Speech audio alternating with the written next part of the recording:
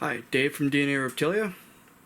We're going to use my cell phone today, and we're going to go dark.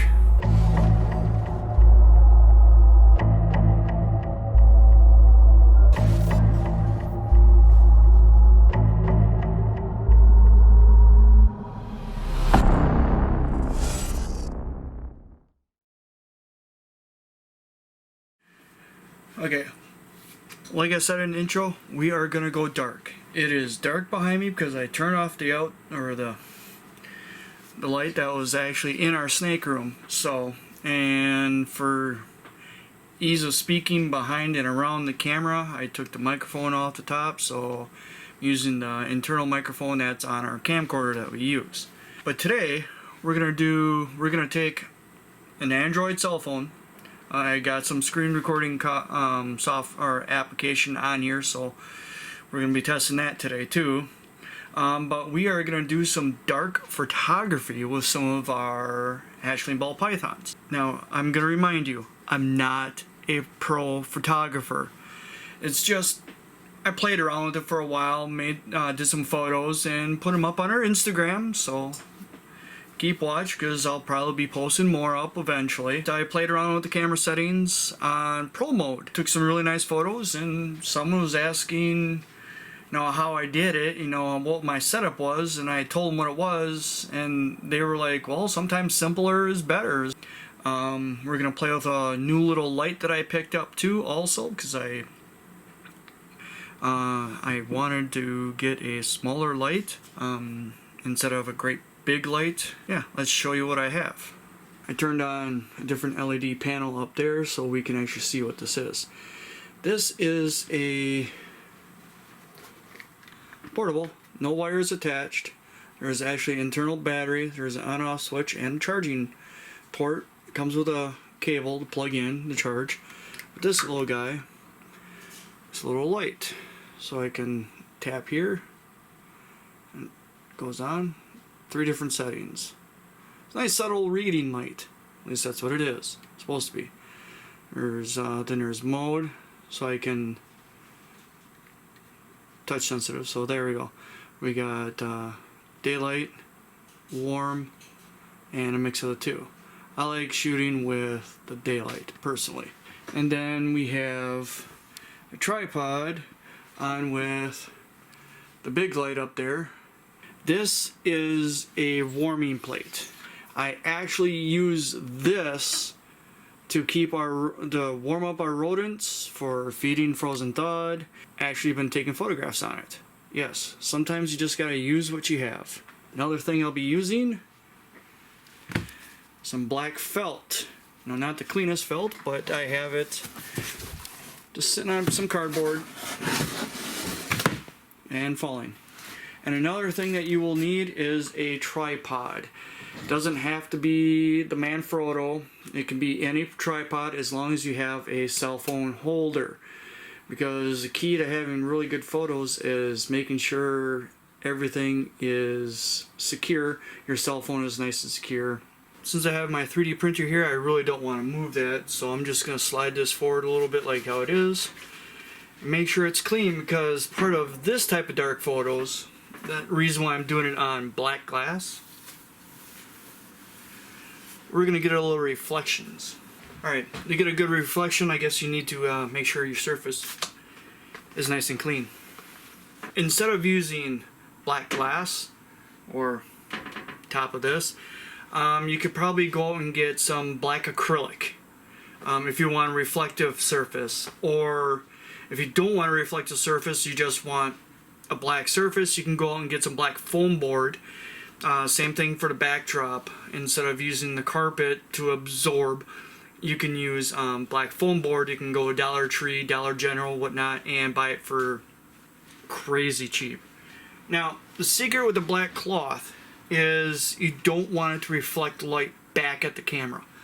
So if you're going to have top-down light, you don't want the top-down light to actually reflect on the backs or on the front of the cloth or foam board or whatnot. So you have to kind of angle your light either in the back, or another way to help is to angle your cardboard or your felt or your cloth, whatever, angle it this way so it casts more of a shadow. So the blacker your cloth is, the better you are to start with.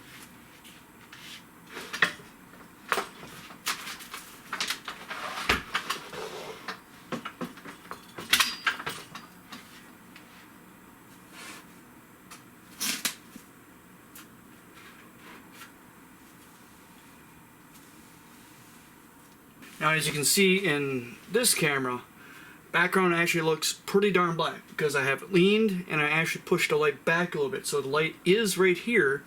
We will use an inanimate object. We'll use Jack. But as you can see, he's very well lit. There's a shadow right here. And if I put him too far back, he's actually in the shadow from the backdrop. So that works. Now, here's another good thing. If you're going to be taking pictures of your animal in a dark area, it's good to do some test photos first. Take an inanimate object that has some depth to it, set it where you're going to take pictures, and try taking pictures of something that's not going to move around. Set up your camera before you actually need to use your camera. Brought our tripod into play with our cell phone holder. Obviously, we're going to put our phone in it. I'm going to cheat on mine a little bit. I have a Note 9. I have an S Pen. The button on the pen acts as a shutter control, which is really nice. Okay. Most of these photos are going to be for Instagram. Not the highest quality of photos, but they're going to be decent enough photos for Instagram. That's why I'm doing it on the phone, because we can do all the editing on the phone. And I forgot one of the important things is make sure your screen on your phone, your camera screen, is clean. Let's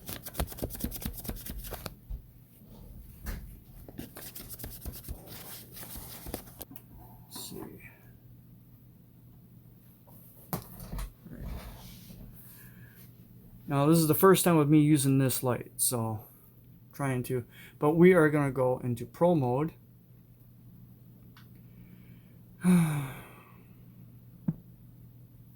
Close that out.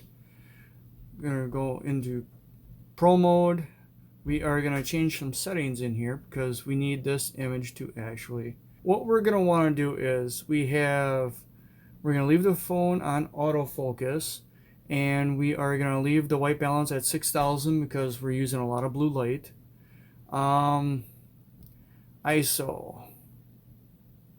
Up the ISO just a little bit to 200, and then we're going to play around with the shutter speed.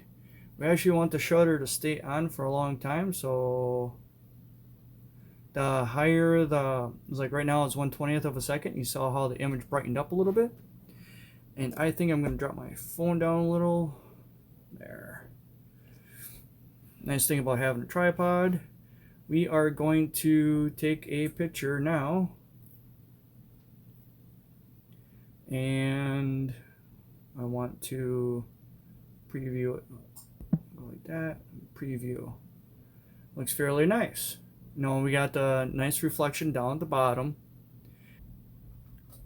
Usually native ISOs are 400, but we wanted to go a little darker. Where were we at? We're at 200.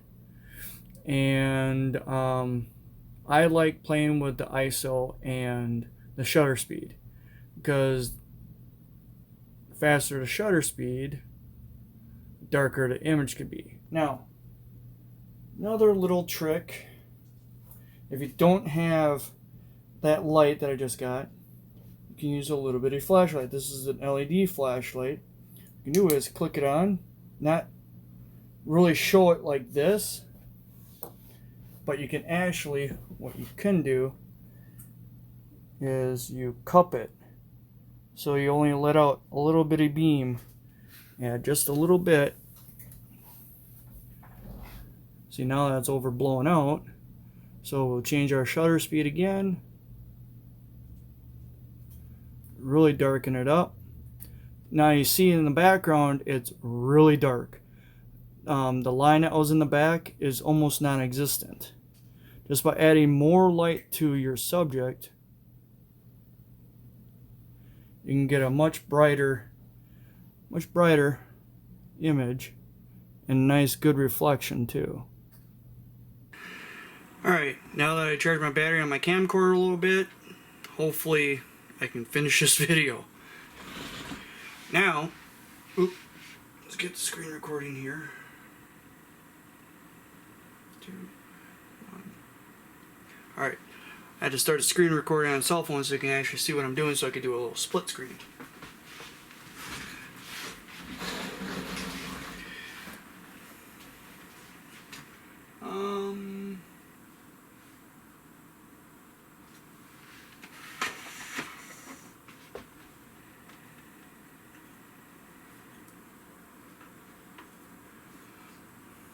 We are going to try a bumblebee. Put it right here. Hopefully it stays still. Put it in the camera scene. Do a test shot. That actually looks pretty darn good the way it was. We are going to lighten it, or darken it, I should say, a little bit, so we can add a little more light. Oh, wrong flashlight. See if we can get a little bit more reflection.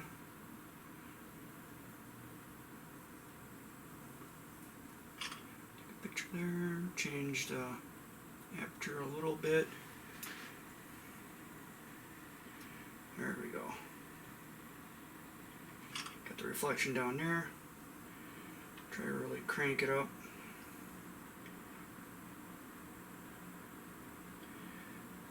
Leave the ISO at 400. Ooh, that looks kind of nice. Take another shot. See, having multiple light sources and one you can actually control, which is the flashlight, will add a lot. Oh, beautiful reflection there. But it seems a little bright, so we will darken it just a hair. There we go. Easy peasy, lemon squeezy. Alright. Thank you, Bumblebee. Seems like when you put a snake on a cold surface, they like to sit put, especially with lights on them.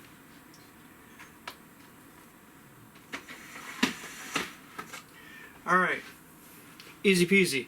Once you have the camera set and you know how the settings are on, for the shutter speed and for ISO, what you can actually look at, or what you can actually take photo of. When you actually need to put the subject that you really want on there, it's quick and easy. Do all your settings with an inanimate object so it stays put and you can play around with it. Then when you put an animal on there, well, they're like, where the heck am I? And usually they like to stay put for a short little time. Well, then you can take your couple pictures, you can pose them and whatnot, and put them in a different spot. Click, boom, you're done. Put the animal away, stress-free. Now we're going to go into gallery. I have my phone set up to actually take raw photos too in Pro. So we will see, that's a JPEG. Oh, that's a DNG. DNG is actually the raw photo. Lot more color aspects available, but for simple sake, we'll take same image in JPEG. We'll go to click on Edit, and since I have my phone set up to 1:1, which is really good for Instagram, it's already a square.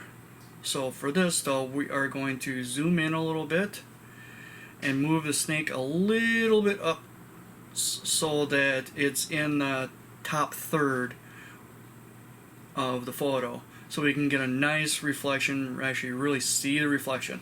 Because the snake is a little longer than it is taller, even with the reflection, so we want it up in the top third. Personal. Okay, then we are not going to do any of the filters. Just not. We're not going to do filters. We are going to go to the brightness and the exposure and the saturation and the contrast. Mainly what I do to really get them to pop, the dark in the background. As you can see on my phone recording, that the background is actually pretty darn dark already because I exposed for the dark background. I added enough light on the subject only without having any light spill. With having smaller snakes, you need smaller lighting usually, or you need to close up your lighting quite a bit just so it's on your animal. Because if you have too much light on the surface, it's gonna screw up the reflectiveness. So you want as much light on the animal without actually being on the surface or on the background as possible.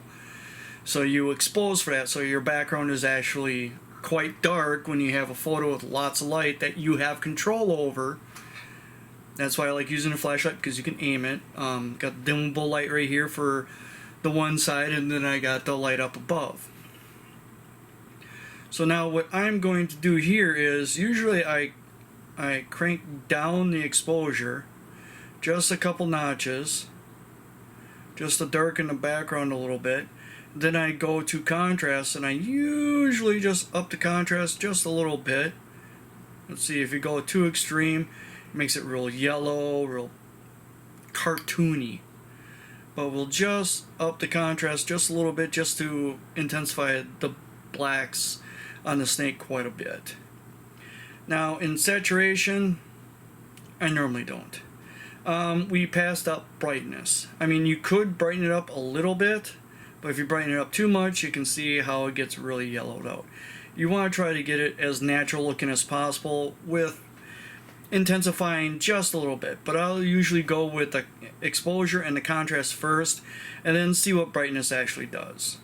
Now, does it affect the actual background? Not really. Usually doesn't do much with black. So, and like I said, I don't do any saturation because that really screws with the color bad.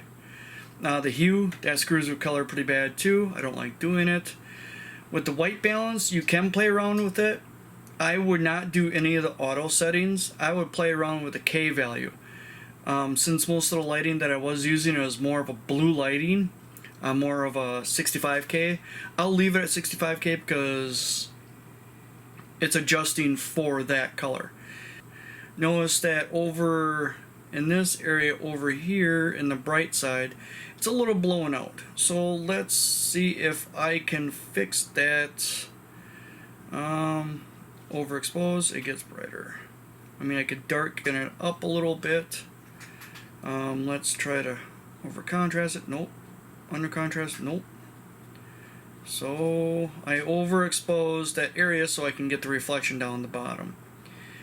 But the rest of the snake looks pretty darn good, if I don't say so myself. It's actually a pretty decent photo. We are going to save that photo.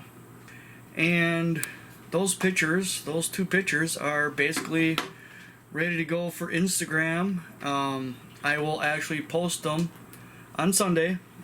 I will post both the photos on Sunday on our Instagram page before I post the thumbnail for this video. I'm not a pro, okay? I'm just doing this with my cell phone, what actually I feel looks good. These are not high resolution photos that you can put on calendars and sell tons of, but they're good enough to be good eye catchers for Instagram. A lot of people have been liking our dark photos that I've been taking of the snakes, and when we do the light ones, we are going to, I do believe, have some geckos. Abby's going to bring down a couple of her geckos, and we're going to do some nice photos and such. But again, thanks for watching. Like, share, subscribe, Follow us over on Instagram. Follow us over on Facebook. Hit that bell over on YouTube's here so you know when we upload a new video. And till next time.